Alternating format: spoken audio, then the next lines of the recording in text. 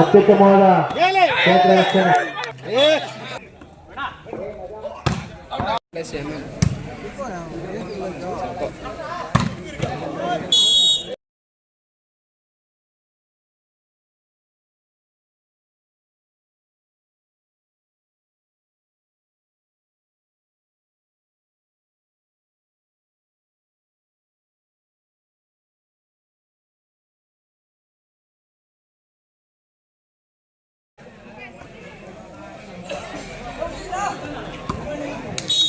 ಸಂವಿಧಾನ ಇದು ಜೈ ಭೀಮ್ ಬಾಯ್ಸ್ ಈ ಕಾರ್ಯಕ್ರಮ ಮಾಡ್ತಿದ್ದಾರೆ ಅಂದಿದ ತಕ್ಷಣ ನನಗೆ ಎಷ್ಟೇ ಒತ್ತಡ ಇದ್ರು ಈ ಗ್ರಾಮ ಇದು దేశభక్ತರ హಳ್ಳಿ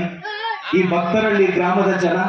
ఇవిడే 22 కేసులు పడింది 5 ఏళ్ళ ఇంకా వీడియోస్ వేసి ఏమన్నా ఇది సోలిపోతే కోర్టు పక్కల ఇల్లు చేయాలి సార్ ನಾನು ಹಿಂಗೆ ಅಂದೆ ఏమన్నా సోలిగిలు కొట్టే ఒక 50-70 కేసులు పడతాయి కోర్టు పక్కల ఇల్లు కట్టుకోవాలి అంటే ನಾನು ಹಂಗೆ ಅಂದಾಗ ನೀನು ಹೋಗಿ ಧೈರ್ಯವಾಗಿ ಹೋಗು ಓಕೆ ಆ ಅಮ್ಮನಿಗೆ ನಮಸ್ಕಾರ ಹಾಕ್ಕೊಂಡು ನಮ್ಮ ತಾಯಿಗೆ ನಮಸ್ಕಾರ ಹಾಕ್ಕೊಂಡು ಮಮ್ಮల్ని ఎవడ్రా బుజ్జి ఆపేవాడు ಅಂತ తెలుగు రామ్ చరణ్ తో డైలాగ్ ಇದೆ ನಮ್ಮ జీవితం బతికి ఆస్తి పోతే ప్రాణాలు ಅಂತ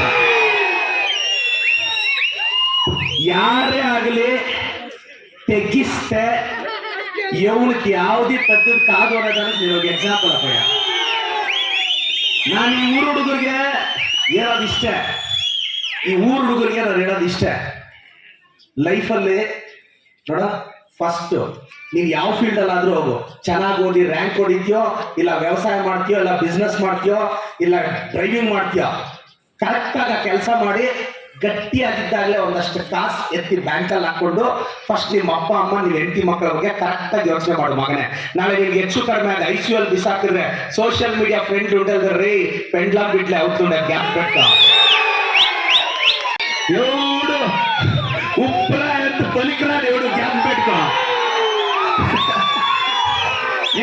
ನಾನು ಹುಡುಗರಿಗೆ ಯಾಕೆ ಅಂದ್ರೆ ನಾನು ಹೇಳೋದು ನಿಮ್ಮ ಮನೆಯಲ್ಲಿ ಚೆನ್ನಾಗಿ ಓದಿ PUC ಓದ್ತಿರೋ ಡಿಗ್ರಿ ಓದ್ತಿರೋ బట్ వన్ డిసైడ్ ಮಾಡಿ అబ్బయ్య ఫస్ట్ నువ్వు బాగా కావాలరా నువ్వు ఇదొక తల్ల పెట్టుకో నువ్వు బాగా కావాలా నువ్వు బాగుంటే బాగా సంపాదిస్తే నీ పెండ్లాం బిడ్డలు మీ ಅಪ್ಪ ಅಮ್ಮ బాగుంటారు ಫಸ್ಟ್ ఇది ಏನಾದರೂ ಸಾಧಿಸ್ಬೇಕು ಅಂದ್ರೆ ಯಾರು ನಾನು ನಂಬಲ್ಲ ಅಂತ ಲೈಫ್ ಚಿತ್ರಾನ್ನ ಹಾಕ್ಬೇಕಲ್ಲ ಆಗ್ಲೇ ಜನ ಹುಲಿ ಹಿಂಡೋದು ಆಗ್ಲೇ ಚಿತ್ರಾನ್ನ ಹಾಕೋಗ್ಬೇಕು ಮಗನೇ ಆಗ್ಲೇ ಹುಳಿ ಎತ್ಕೊಂಡ್ಬಂದು 2 ಸಲ ಇರ್ತಾರೆ. ಒಂದು ನೀನು ಯಾವ ಫೀಲ್ಡಲ್ಲಾದರೂ ನಾನು ಹೇಳ್ತಾ ಇರ್ತೀನಿ ಮಗನೇ ಫೀಲ್ಡ್ ಇರಬೇಕಾಗಿರೋದು ಸ್ಪೀಡ್ ಇರಬೇಕಾಗಿರೋದು ಫೀಲ್ಡಲ್ಲಿ ಎನ್ಫೀಲ್ಡ್ ಅಲ್ಲಲ್ಲ ಮಗನೇ ಆವಾಗಲೇ ರಾಯಲ್ ಆಗಿ ಹೋಗೋಕ್ಕಾಗೋದು ಅಂತ.